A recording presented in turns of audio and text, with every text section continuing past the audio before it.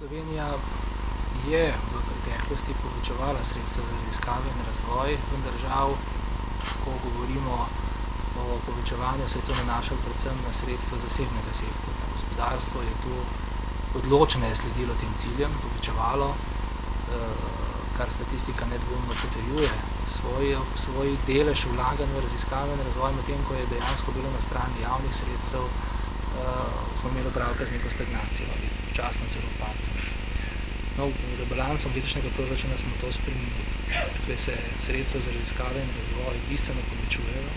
Jaz sem na zadnjem svetu za konkurenčnost pred 14 dnevi v Bruslju tudi to javno izpostavil v ozračju, kjer so mnogi ministri izražali zaskrbljenost, ali jim bo uspelo svoje trende ohraniti. Nekateri so celo potožili, da so v rebalansih proračunov v njihovih državah ne prišlo do zmanjševanja sredstev.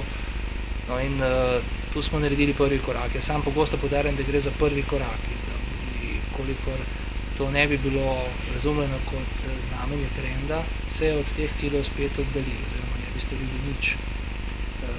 Gre za upoštevati tudi okoliščino, da se bo delež zasebnih sredstev v obdobju krize, težav, v katerim se je znašlo gospodarstvo, zanesljivo ne bo več rasel. Bomo zelo lahko zadovoljni, če se bo ohranjal na ravni, kjer je bil dosežen, zato da bi naredili odločilnejši korak naprej.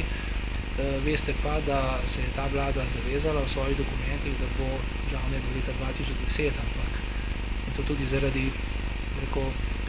potrebe, da je dovolj kvalitetna absorpcija zagotovljena, da pa do leta 2012 zagotovi ta dober odstotek sredstev iz javnih sredstev za raziskave in razvoj, kar bi kumulativno torej prispevalo k tem 3% skupno, kar je cilj, barcelonski cilj, zapisan tudi v Lizbonsko strategijo. Tako da smo zastavili s tem rebalansom na pravo pot, na to smo lahko ponosni, ker nam je to uspelo v težkem obdobju. Pravičeno zadovoljni bomo pa lahko, ko bomo s proračunom za 2010-2011 pravzaprav ta trend naraščanja sredstev za te vere in tudi smotrne porabe na drugi strani potrdili oziroma dokazali. Par besed najprej v Evropi, potem pa še par besed v Sloveniji. Zakaj par besed v Evropi? Zato, ker ima Evropa povsem enak problem. Kot je Gregor dejal, je bilo leta 2002 v Barceloni sprejet ta cilj, da naj bi do leta 2010 dosegli v povprečju na ravni Evropske unije 3% bruto domačega proizvoda. Trenutno smo na ravni 1,84% bruto domačega proizvoda, kar je približno isto, kot je bilo na začetku, ko se je cilj postavljal. Zdaj, če bi podrobneje pogledali, so se dejansko zgodili znotraj tega kar precejšnji premiki. 17 držav je kar povečalo svoj delež v bruto domačem proizvodu, vendar pa ne gre prezreti, da pravzaprav 4 države, Nemčija, Francija, Velika Britanija in Italija, tvorijo več kot 2/3 tega 3% deleža. Skratka, zelo veliko skupnega gibanja na evropski ravni je odvisno od tega, kako se gibljajo tiste države, ki so v ponderju najmočnejše v teh 3%.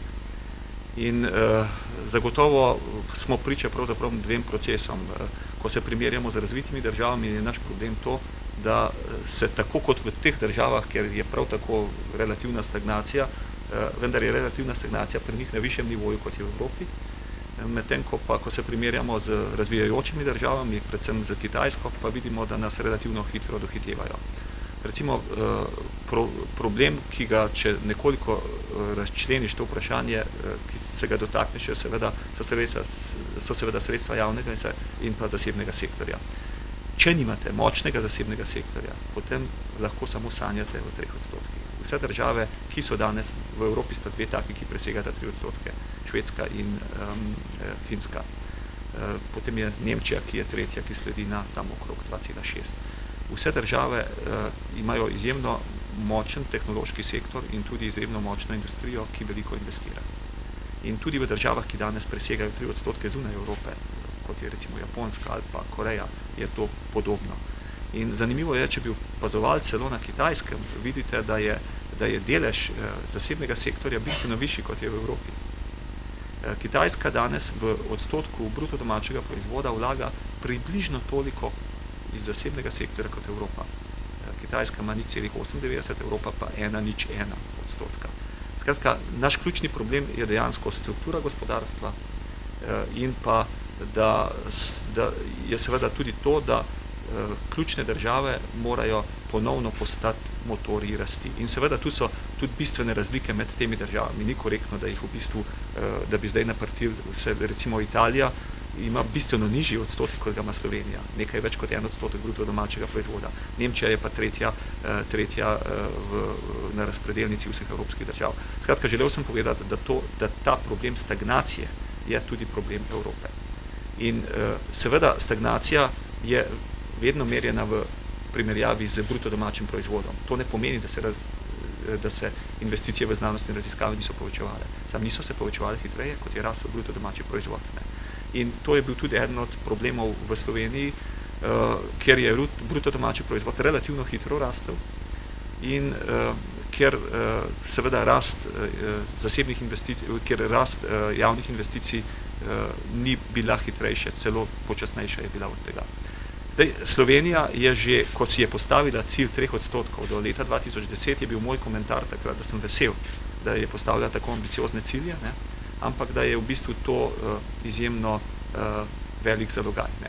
Zdaj, če bi bili korektni, je v tem času Slovenija cilj v nacionalnem razvojnem programu premaknila. Še vedno vztraja na 3%, vendar do leta 2013. Skratka, je prišlo do tega zamika.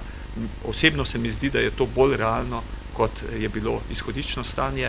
Seveda se pa moramo tudi vprašati, kako bo kriza zdaj vplivala na vse skupaj. Ne? Na eni strani lahko pričakujemo dosti resen pritisk predvsem na zasebne investicije, ker sem zelo vesel, da je vlada reagirala na tak način, da jih poskuša kompenzirati skozi proračun. Na drugi strani bo pa seveda tudi rast bruto domačega proizvoda nižja, če ne celo negativna, kar če bi človek nekoliko cinično pripomnil, lahko poveča delež